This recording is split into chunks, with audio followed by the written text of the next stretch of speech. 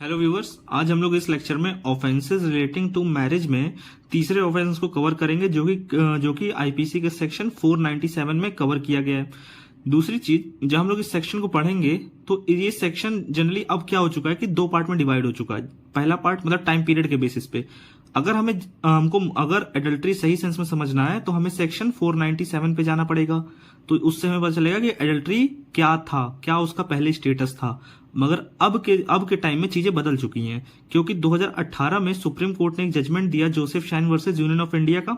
उसमें उन्होंने इस सेक्शन को स्ट्रक डाउन कर दिया। अब वो हम लोग इस आगे जब पढ़ेंगे तो वो देखेंगे, कवर करेंगे क्या क्या मतलब रीजन थे, क्या क्यों उन्होंने स्ट्रक डाउन किया और क्या उसमें बताया, उन्होंने क्या बोला है। तो अब ये चीजें होने वाली हैं। अब डायरेक्टली हम लोग मूव करते हैं इसके सेक्शन पे। तो अब हम लोग डायरेक्टली मूव करते हैं इसके लीगल प्रोविजन पे, जो कि आईपीसी के सेक्शन 497 में। हम लोग जब इसके सेक्शन को पूरा देखते हैं तो उसके बाद हमें पता चलता है कि ये ऑफेंस जो है सिर्फ हस्बैंड के अगेंस्ट है। अब जैसे जनरल मतलब लोग समझे कि आईपीसी इसमें जो आईपीसी में बताया वो चीजें थोड़ी अलग है, और जनरल मीनिंग जो होती है इसकी वो थोड़ी अलग होती है। जैसे एडल्ट्री का मतलब आपको समझना है, कोई अगर पूछ ले कि एडल्ट्री क्या होती है, तो एडल्ट्री बस इतना है कि जैसे हस्बैंड और वाइफ है, वो जैसे मान लीजिए हस्बैंड को हम लेते हैं, वो क्या कर रहा है, अपनी वाइफ को चीट कर रहा है और किसी तीसरी लेडी के साथ जो है वो सेक्सुअली इन्वॉल्व है। या अगर हम वाइफ के ऊपर आते हैं तो वो क्या कर रही है, अपने हस्बैंड को चीट करते हुए किसी दूसरे मैन के साथ सेक्सुअली इन्वॉल्व है। तो ऐसी कंडीशन में वो क्या कर रहे हैं, एडल्ट्री कमिट कर रहे हैं। बट जब हम लोग सेक्शन 497 में आते हैं चीजें थोड़ी बदल जाती है। क्यों बदलती? सिर्फ इस कारण है कि ये जो ऑफेंस है सिर्फ एक हस्बैंड के अगेंस्ट है। मतलब ये अगर कोई वाइफ होगी, कोई किसी की वाइफ है, वो जो है सोचे कि हम अपने हस्बैंड को इस सेक्शन के चार्जेस लगवा दें, इस सेक्शन में फंसा दें या इसमें कल्पिट कर दें उसे, तो वो नहीं कर सकती। बट हस्बैंड जो है अपनी वाइफ के अगेंस्ट जो है ये मैटर लेके आ सकता है। अब वो देखते हैं कंडीशन क्या क्या हो सकती है। देखिए सेक्शन बोल रहा है कोई भी मैन वो क्या कर रहा है, सेक्सुअली इंटरकोर्स, मतलब सेक्सुअल इंटरकोर्स कर रहा है किसके साथ, किसी मैरिड वुमेन के साथ, उसकी कंसेंट से। मतलब एक पर्सन है वो सेक्सुअल इंटरकोर्स कर रहा है किसी वुमेन के साथ और उस वुमेन की कंसेंट है कि ठीक है हम लोग इस रिलेशनशिप में, मतलब इस सेक्सुअल इंटरकोर्स में इन्वॉल्व होंगे, तब वो ये क्या कर रहा है, इसके साथ हो रहा है। और दूसरी चीज, ये वुमेन ऑलरेडी मैरिड है और ये बात जो है इस पर्सन को पता है कि हाँ ये जो है किसी की पत्नी है। जब ये चीज, और प्लस यहाँ पे हस्बैंड की कंसेंट नहीं है। हस्बैंड की कंसेंट नहीं का मतलब इस वुमेन का जो हस्बैंड होगा वो इस बात की कंसेंट नहीं दे रखा है कि आप जाइए इसके साथ सेक्सुअली इंटीमेट होइए। अब ये तो अपने आप में अजीब चीज है कि कोई भी हस्बैंड अपनी वाइफ को कहे कि जाके किसी दूसरे पर्सन के साथ सेक्सुअली इंटीमेट होइए। तो यहाँ पे ये चीजें मतलब पॉइंट में रखी गई, ये लीगल प्रोविजन रखा गया, तब जाके यहाँ पे एडल्ट्री कमिट होगा। और जब एडल्ट्री कमिट हो जाएगा तो ये पर्सन जो हस्बैंड होगा ये हो जाएगा विक्टिम, ये विक्टिम हो जाएगा, और जो ये मैन रहेगा ये हो जाएगा ऑफेंडर। अब इसको और बेहतर समझने के लिए हम लोग चलते हैं एग्जांपल्स पे। जैसे M1 और W, मतलब ये मैन और वुमेन, ये दोनों क्या है, पति पत्नी है। ये वुमेन क्या करती है और ये M2 है, मतलब कोई दूसरा मैन है। ये मैन और ये इस पर्सन की वाइफ सेक्सुअली इंटरकोर्स में इन्वॉल्व हो जाते हैं। तो ऐसे केस में M1 हो जाएगा विक्टिम, मतलब केस लेके सिर्फ M1 आ सकता है। और किसके अगेंस्ट लाएगा, अपनी वाइफ के अगेंस्ट लेके आएगा, तो मतलब इन दोनों का नाम आएगा। तो ये M2 जो है यहाँ पे ऑफेंडर हो जाएगा, M1 हो जाएगा वो विक्टिम हो जाएगा, क्योंकि ऑफेंस कमिट हो रहा है इनके अगेंस्ट। मगर वाइफ जो है उसको कोई भी पनिशमेंट नहीं मिलेगी। ऐसा प्रोविजन जो है 497 में था। अब होता क्या है कि बट ये स्टेटस जो है 2018 के बाद बदल जाता है। 2018 के बाद जब बदला तो हम लोग सुप्रीम कोर्ट का केस जब कभी कवर करेंगे इसके बाद, तो उसमें लोग बात करेंगे क्या क्या चीजें बदली। अब जैसे इसमें हम लोग कुछ कंडीशंस और देख लेते हैं। मतलब कि M2 जो है, M2 अगर किसी औरत से अगर मैरिड है तो ये जो है इनके अगेंस्ट जो है ऑफेंस नहीं लगा सकती 497 का। दूसरी चीज कि हम लोग फिर से एक बार देखते हैं कि ऑफेंस कब कमिट हो रहा है। ये वाइफ की कंसेंट होनी चाहिए और इस हस्बैंड की कंसेंट नहीं होनी चाहिए, मतलब इसके हस्बैंड की कंसेंट नहीं होनी चाहिए, और ये साथ में सेक्सुअली इंटरकोर्स में इन्वॉल्व होना चाहिए, तभी जो है माना जाएगा कि ये ऑफेंस कमिट हुआ है 497 में। अगर यहाँ पे नहीं कंसेंट ना होती तब क्या होता, तो ऐसे केस में ये जो है ये मैटर रेप में कन्वर्ट हो जाता, ना कि एडल्ट्री के चार्जेस लगते। ठीक है, इसके आगे हम लोग देखते हैं कि कौन कौन सी चीजें हो सकती है, मतलब कब कब ये ऑफेंस जो है कमिट नहीं होगा। जैसे अगर ये वुमेन अनमैरिड हो, दूसरी ये प्रोस्टिट्यूट हो, तीसरी या तो ये विधवा हो मतलब विडो हो, चौथी या तो इसको ऑलरेडी डाइवोर्स हो चुका हो, और अगली कि जो हस्बैंड है ये मतलब M1 ये इसको कंसेंट दे दे, इजाजत दे दे इसके साथ सेक्सुअली इंटरकोर्स के लिए, तब ऐसे केस में भी ये ऑफेंस नहीं बनेगा। दूसरी चीज कि अगर M2 ये बात प्रूफ कर देता है कि इसको बिलीफ था ही नहीं, ये मतलब देख के समझ ही नहीं पाया कि ये किसी की पत्नी है, इसे इस बात की नॉलेज नहीं थी कि ये M1 की पत्नी है, तो ऐसे केस में भी M2 जो है बच जाएगा इस ऑफेंस के चार्जेस से। अब जैसे कैसे कैसे ये कंडीशन हो सकती है, जैसे इस वुमेन ने, ये दोनों जो इस सेम ऑफिस में काम करते थे, तो हुआ क्या कि इसने कभी इसको शो किया ही नहीं कि ये किसी की वाइफ है, तो इस कारण जो है ये पर्सन इसके साथ सेक्सुअली इंटरकोर्स में इन्वॉल्व हो गया। तो ये सारी चीजें मतलब ऐसी ऐसी कंडीशन जो भी बने, इसने झूठ बोला हो या इसने इसके सामने कभी मतलब ऐसे अगर हिंदू रीति रिवाजों से हुई तो इसने कभी भी न चूड़ी या अदर चीजें मतलब कभी भी सामने कोई ऐसी चीज नहीं शो की जिसको देख के ये समझ पाता कि ये ऑलरेडी मैरिड है। तो ये सारी कंडीशंस है।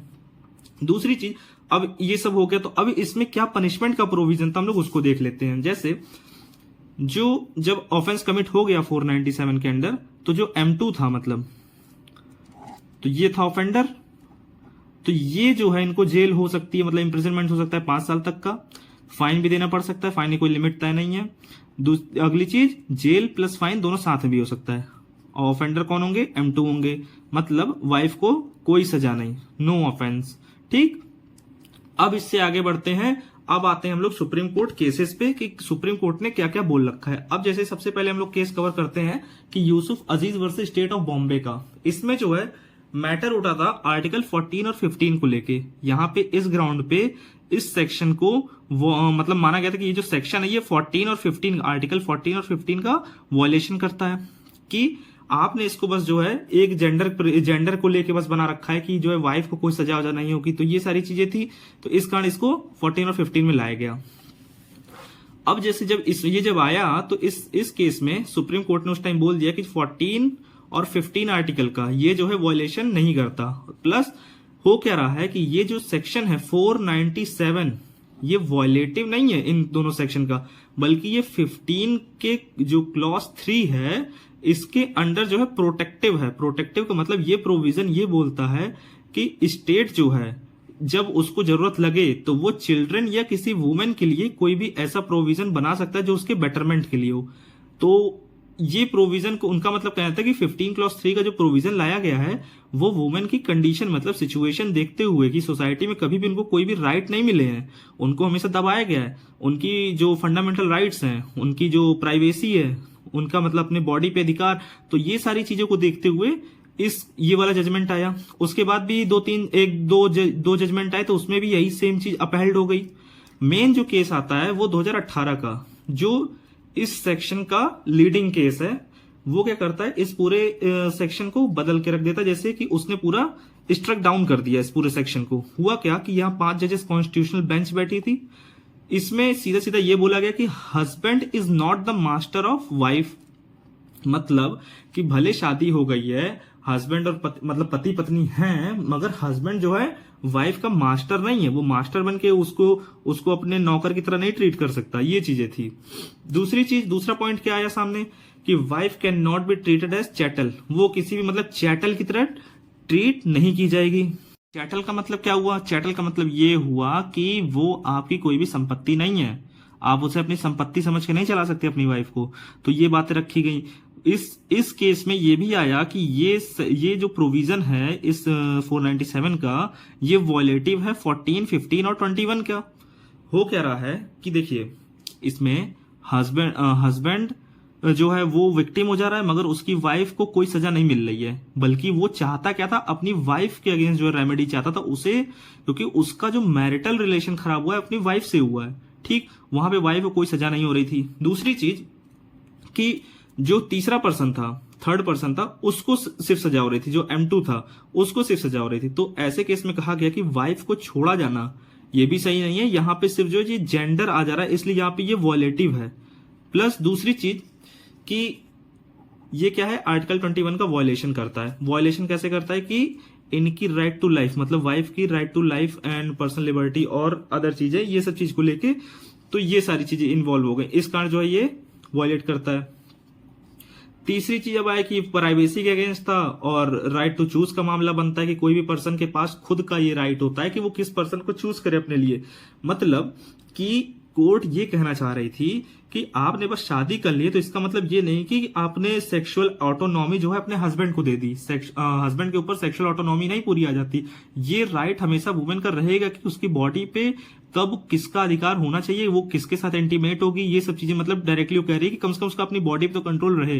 हस्बैंड होने के कारण ये नहीं कि आप उसको कंट्रोल कर लेंगे, आप उसको अपनी एक संपत्ति की तरह समझेंगे। तो ये सारी चीजों को देखते हुए सुप्रीम कोर्ट ने ये सारे फैसले दिए।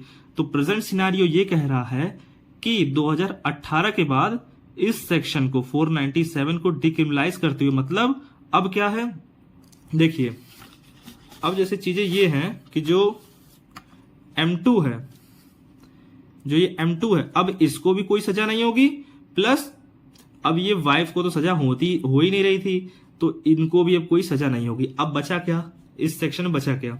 अब हो बस इतना सकता है कि अगर एडल्ट्री M1 अगर साबित कर देते हैं तो इनको रेमेडी के रूप में बस यही एक चीज मिले कि ये इससे डाइवोर्स ले सकते हैं, और कोई रेमेडी अभी नहीं दी गई, बल्कि इसमें और कोई बेहतर चेंज आने चाहिए थे इस प्रोविजन में। हो सकता है कि आगे कभी कुछ इसमें बदलाव आए। ये जो इसमें वर्डिक्ट आए हैं, थोड़ा इसमें मुझे लगता है कुछ और अदर चीजें, मतलब थोड़ी और पॉजिटिव ऐसी चीजें लाइन चाहिए थी कि जो इसको भी अच्छे से रेमेडिफाई कर सके इस पर्सन को। मतलब कि हो क्या रहा है, अब आप बस जो है डाइवोर्स ले सकते हैं इनसे। ठीक, आपने जब 497 में ऑफेंस अगर साबित कर दिया तो आप बस ये बचा है कि आप रेमेडी के रूप में इनको जो है बस आप डाइवोर्स दे दीजिए, बस और कुछ नहीं। आप जो डाइवोर्स ले सकते हैं, वो भी इजी प्रोसेस नहीं होगा, उसमें बहुत चीजें साबित करनी पड़ेगी।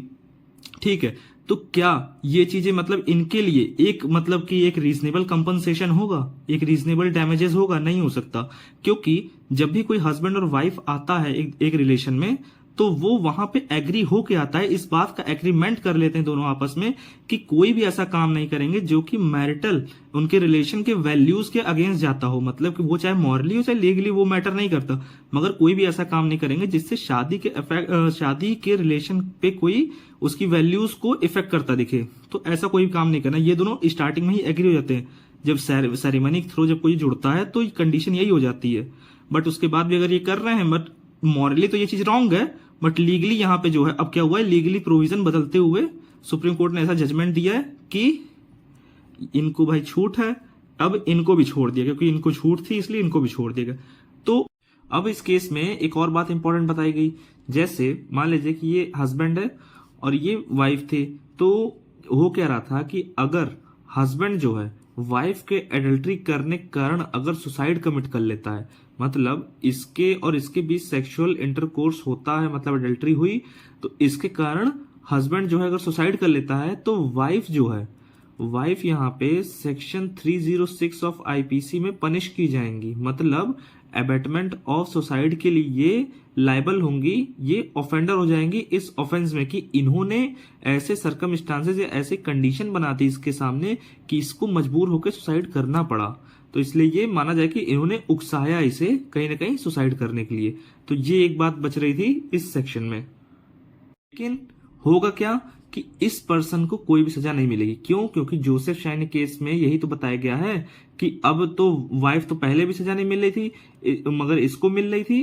तो इस कारण ये सेक्शन क्या हो रहा था, कहीं ना कहीं जेंडर बायस हो रहा था, या तो दोनों को सजा दो या तो किसी को मत दो। तो यही चीज हो रही थी, जब वाइफ को तो नहीं दे रहे थे मगर इसकी तो कोई मतलब इसके प्रति कोई जिम्मेदारी नहीं ना।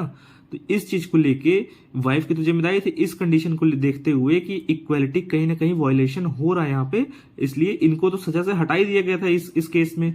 जब यहाँ पे जब बात आई सुसाइड कर लिया, तो सुसाइड केस में ये तो हमेशा फ्री रहेंगे, इनकी कोई जिम्मेदारी नहीं। सुसाइड केस में केवल जो है वाइफ जाएंगी। तो बस इतनी बात थी।